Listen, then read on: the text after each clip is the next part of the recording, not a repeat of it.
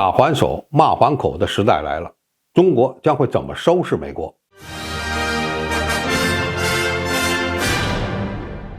观众朋友，大家好，我是付田少。在刚刚结束的中国两会上，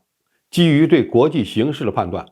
我国政府首次提出了美国给中国带来前所未有的严峻挑战。面对美国在各个领域对中国实施的战略打压，中国政府自然会提出防围堵、抗打压的措施。用外交部长秦刚的话说，想要中国打不还手，骂不还口，办不到。这也意味着中国正式宣布，对于美国的霸权行径将进入打会还手，骂会还口的新时代。当前中国正面临着美国在台湾问题、外交事务、军事科技、高科技产业发展和地缘政治等各方面的挑衅和打压。打要还手，骂要还口，意味着中国必须采取针锋相对的措施，让美国的挑衅没有好结果，甚至要加倍的还回去。美国既是一个不遵守规则、擅长制造矛盾、搞离岸制衡的霸权国家，也是一个军事实力、舆论影响力强大的国家，还是一个在高科技领域拥有雄厚基础的国家。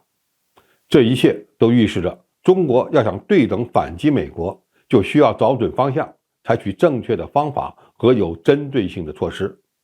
也就是说，必须稳准狠才能奏效。那么中国会怎么反击美国的霸权行径呢？一是在外交层面主动出击。在两会公布的中央财政预算中，中国外交预算大幅度增加了 12.2%。 中国要保持在非洲的传统影响力，还要在被称为美国的后院的美洲地区展开外交攻势。在太平洋岛国也是如此。中国促进沙特与伊朗关系的和解，意味着我们在中东地区逐渐积累起了战略影响力。中国会坚持与俄罗斯发展高水平的战略互信，不受美国的污蔑、抹黑和破坏。中国还会继续推动和平解决俄乌冲突的政治主张，挑战美国的以军事手段解决乌克兰危机的方式。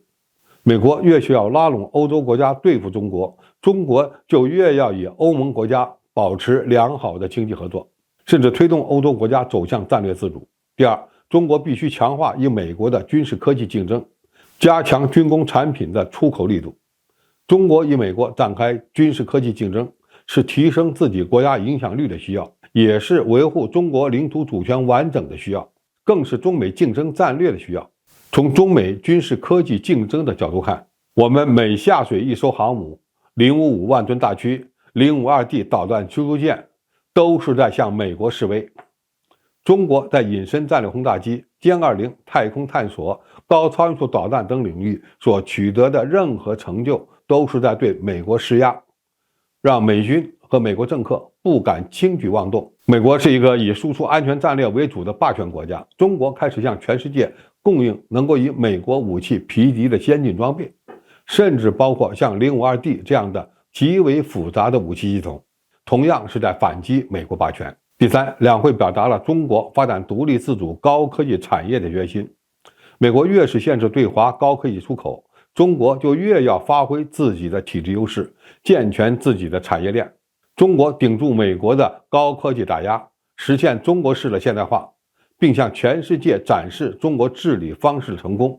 也将冲击美国的霸权，影响西方国家的心理优越感。第四，在台湾问题上要给美国立规矩，让台湾问题变成美国的包袱。美国现在能制衡中国的，除了芯片战争，就是台湾问题了。其实美国人一直认为台湾问题才是唯一能够拿捏中国的短板，因为高科技产业中国迟早会追上来。在台湾问题上，中国如何掌握主动权，赢得舆论战的胜利，特别是要将美国放在挑起台海军事危机、推动毁灭台湾计划的角色上，并且果断使用军事手段打击美台勾结，不排除在关键时刻掀桌子，让美国人记住中国大陆画下的红线非常重要。随着中国大陆综合实力的不断增强，最终让台湾问题变成美国的一个包袱，丢又丢不掉，想利用台海问题制衡中国也没有好果子吃。第五，中国会变得更加开放，与世界经济进行更深度的连接，这是打击美国推动新冷战的有效手段之一。中国经济发展的越好，西方经济对中国的依赖性就越大，中国开放的力度越大，西方国家在中国的投资就越多，使其经济利益与中国紧密结合在一起。中国参加越来越多的自由贸易区，甚至成为美国许多盟友的最大贸易伙伴。如果美国出于自己的私利，变得更加保守，出台违反世贸组织规则的补贴政策来扶持其国内的产业，那么中国就有了联合其他西方国家对抗美国经济霸凌的机会。我们不是非要与美国吵架，或者说发生军事对抗，而是在面对美国的非理性打压时，必须奋起反击。好，今天评述就到这里，谢谢大家收看，我们下期再见。